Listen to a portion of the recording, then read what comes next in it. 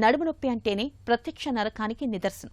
వెన్నులో జలదరింపులా, నడుములో సూది పోట్లలా, వీపు మీద సమ్మెట పోటులా బాధిస్తుంది. నడుము నొప్పితో బాధపడుతున్నప్పుడు ఎక్కడా కాసేపు కుదురుగా కూర్చోలేం, స్థిమితంగా పడుకోలేం.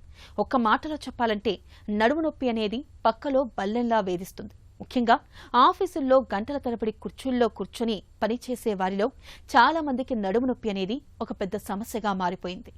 జీవనశైలి, అలవాట్లు, కూర్చునే తీరుతెన్నులు సరిగ్గా లేకపోవడం ఇవన్నీ ఉద్యోగులకు నడుము నొప్పిని శాపంగా తెచ్చిపెడుతున్నాయి. ఉద్యోగుల్లో వేధించే నడుము నొప్పికి పరిష్కార మార్గాల గురించి డాక్టర్ని అడిగి ఇప్పుడు తెలుసుకుందాం.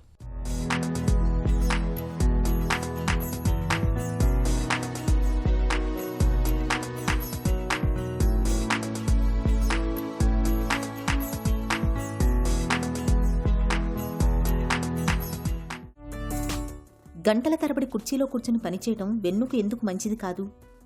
కొత్తగా ఈ మధ్యన ఈ సాఫ్ట్వేర్ కంపెనీస్లో కానీ లేకపోతే వేరే ఆఫీసెస్లో కానీ అవర్స్ టుగెదర్ కూర్చుని పనిచేస్తూ ఉంటారు, డెస్క్టాప్కే పరిమితం అవుతారు. దానివల్ల ఏంటంటే ఒక అబ్నార్మల్ పొజిషన్లో, అంటే మనం ఎరెక్ట్గా కూర్చుని కంప్యూటర్ని ఒక డిస్టెన్స్లో పెట్టుకుని నార్మల్గా వర్క్ చేసుకుంటే పెద్ద ప్రాబ్లం ఉండదు. కానీ వంకరగా కూర్చుని ముందుకు బెండ్ అయ్యి స్క్రీన్కి బాగా దగ్గరగా కూర్చుని ఎక్కువసేపు వర్క్ చేయడం వల్ల డిస్క్స్ మీద అబ్నార్మల్ ప్రెషర్ పడుతూ ఉంటుంది, అంటే అబ్నార్మల్ లోడింగ్. ఒక 10 degrees ఫ్లెక్షన్లో ఇప్పుడు ఇలా వంగుని ఇలా కూర్చుంటే ఎక్కువసేపు ఏదైతే L4-5 L5S1 ఒక పర్టికులర్ డిస్క్ మీదే ఎక్కువ ప్రెషర్ పడుతుంది. అలా ప్రెషర్ పడినప్పుడు అవి తొందరగా అరిగిపోయే అవకాశాలు ఉంటాయి. అండ్ ఇట్లా సెడెంటరీ లైఫ్ వల్ల ఏంటంటే యాంటీ ఆక్సిడెంట్స్ సరిగ్గా ప్రొడ్యూస్ అవ్వకపోవడం, మనం తినే ఫుడ్ కూడా సరిగ్గా ఉండకపోవడం, నైట్ టైం సరిగ్గా స్లీప్ లేకపోవడం, ఆల్కహాల్, స్మోకింగ్ ఇవన్నీ తోడయ్యేపాటికి దానికి డిస్క్ డీజనరేషన్ అనేది చాలా అగ్రెసివ్గా చాలా హై పేస్లో జరిగి ఈజీగా డిస్క్ ప్రాబ్లమ్స్, ఈజీగా నర్వ్ పించ్ అవ్వడం, సయాటిక్ పెయిన్ ఇలాంటి కామన్గా వస్తుంటాయి. దీనివల్ల మళ్ళీ ఈ పెయిన్ వల్ల సైకలాజికల్ ఎఫెక్ట్ అయ్యి మళ్ళీ హార్మోనల్ ఇంబ్యాలెన్స్ జరిగి మళ్ళీ డిస్క్ ప్రాబ్లం ఎక్కువ అవుతుంది. సో ఇదంతా ఒక సైకిల్ లాగా తయారవుతుంది. సో దీనికి కారణం ఏంటంటే just because of work, lack of exercise, obesity, abnormal life style, lack of sleep, కంటిన్యూస్గా కూర్చొని పనిచేయడం. సో ఇలాంటి ఒక పర్టికులర్ పోస్చర్ లేకుండా, ఒక పర్టికులర్ రిథం లేకుండా వర్క్ చేయడం వల్ల ఇలాంటివి జరుగుతూ ఉంటాయి జనరల్గా. కూర్చునే భంగిమ సరిగ్గా లేనప్పుడు వెన్నులో తలెత్తే సమస్యలు ఎలా ఉంటాయి? పోస్చర్ అనేది చాలా ఇంపార్టెంట్. మన బ్యాక్లో 3 ఏరియాస్ ఉంటాయి. ఒకటి సర్వైకల్ స్పైన్, ఒకటి డార్సల్ స్పైన్, ఒకటి లంబార్ స్పైన్. సర్వైకల్ స్పైన్లో లార్డోసిస్ అంటారు, అంటే స్పైనల్ కార్డ్ బోన్స్ అవన్నీ వర్టిబ్రల్ బాడీస్ అన్ని వెనక్కి ఉంగుంటాయి. డార్సల్ స్పైన్ అంటే మన ఛాతీ భాగం, అందులో కైఫోసిస్లో ఉండాలి. మళ్ళీ లోవర్ బ్యాక్లో లార్డోసిస్లో ఉండాలి.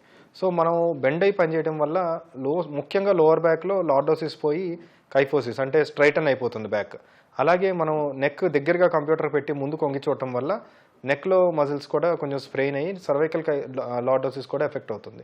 సో దీనివల్ల మనం కంటిన్యూస్గా కూర్చుని కంప్యూటర్ చూడటం వల్ల lower back pain, neck pain వచ్చే అవకాశాలు ఎక్కువ ఉంటాయి. ఆఫీసులో కూర్చునే వాతావరణం ఎలా ఉండాలి? సో ఆఫీస్లో ఎర్గనామిక్స్ చాలా ఇంపార్టెంట్ అండి. ఎందుకంటే మనం లాంగ్ టైము వర్క్లో ఇన్వాల్వ్ అయిపోయినప్పుడు మన పోస్చర్ ఎలా ఉంటుంది అనేది మనం జనరల్గా చూసుకోం.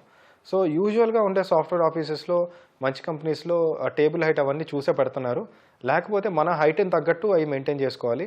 ఇప్పుడు యూజువల్గా మనం చెక్ చేయాలంటే మన ఎల్బోస్ కొంతవరకు ఫ్లెక్షన్లో ఇలా కిందకు ఉండాలి, ఇలా పైకి ఉండకూడదు, డెస్క్ కొంచెం కిందకు ఉండాలి అండ్ రిలాక్స్డ్గా కూర్చోవాలి. ఒక 10 to 15 సెంటీమీటర్స్ డిస్టెన్స్లో కంప్యూటర్ ఉండాలి.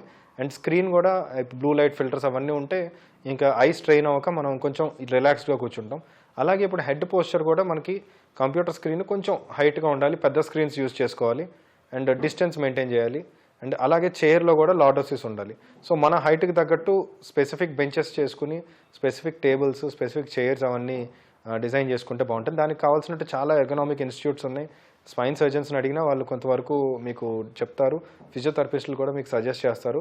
అవన్నీ సజెస్ట్ చేసుకుని అందరికీ ఒకటేలా కాకుండా మన హైట్ అండ్ వెయిట్ని బట్టి, మన బాడీ పోస్చర్ని బట్టి, మనం చేసే వర్క్ని బట్టి ఎర్గనామిక్స్ అన్నీ చేంజ్ చేసుకుంటే, పర్సనలైజ్డ్గా చేసుకుంటే చాలా బెటర్ ఉంటుంది.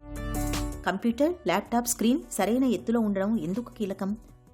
డెఫినెట్గా స్క్రీన్ కరెక్ట్ హైట్లో పెట్టుకోవాలండి.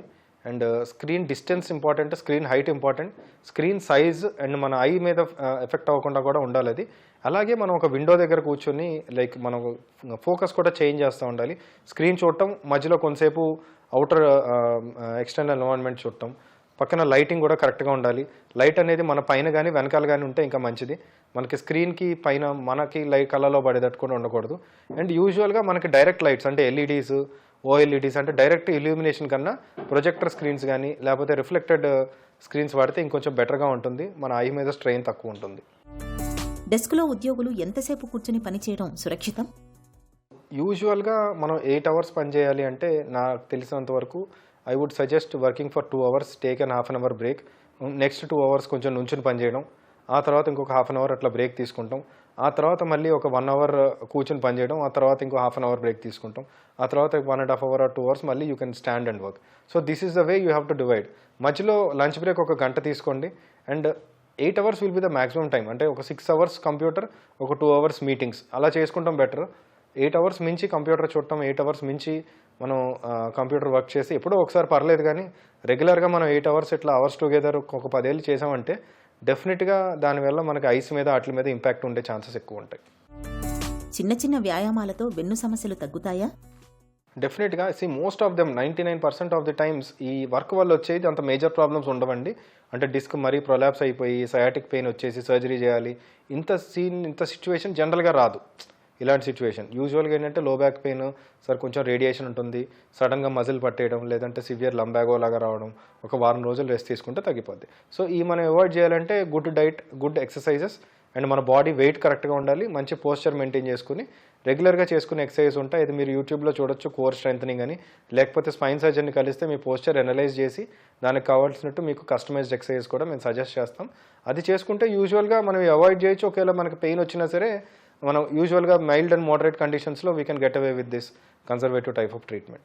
నడుము నొప్పి సమస్యగా మారకూడదు అనుకుంటే ముందుగా మన బరువును అదుపులో ఉంచుకోవాలి. అలాగే మనం కూర్చునే తీరుతెన్నులు, భంగిమలు సరిగ్గా ఉండేలా చూసుకోవాలి. నడుము నొప్పి మొదలైనప్పుడు ఆలస్యం చేయకుండా వెంటనే డాక్టర్ని సంప్రదించి తగిన చికిత్స తీసుకోవాలి.